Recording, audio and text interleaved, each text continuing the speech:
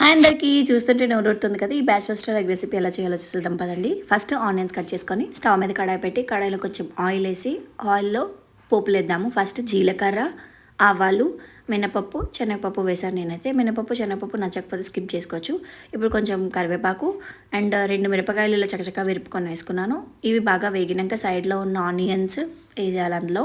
Once అవి బాగా వేగినాక ఈ లోపు పక్కన టొమాటోస్ కట్ చేసుకున్నా అండ్ నిమ్మకాయ సైజంతో చింతపండు నానబెట్టుకున్నా. అండ్ ఇవి ఆనియన్స్ బాగా వేగినాక ఇట్లా టమాటోస్ వేసి ఇలా వేగినాక ఏదైతే చింతపండు పక్కన పెట్టుకున్నామో ఆ రసం వేసుకోవాలి.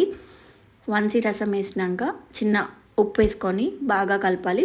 ఇది బాగా మరగాలి. ఇలా పొరలు వచ్చేలా మరిగిన తర్వాత డైరెక్ట్గా గుడ్డు పగలు కొట్టి అందులో వేయాలి. ఫస్ట్ ఎందుకు రికార్డ్ చేయలేదంటే చిన్న పెంకు పడింది. పెంకు పడితే నచ్చదు అసలు నాకు, సో అది తీసేసాను, డోంట్ వెరీ. ఇప్పుడు ఇలా బాగా కలపాలి. కలిపినాక ఇలా పీసెస్లా వచ్చేలాగా కలపాలి. సో ఇప్పుడు చిన్న పసుపు, కారం, ధనియా పౌడర్ ఒక్కొక్క స్పూన్ వేసుకోవాలి.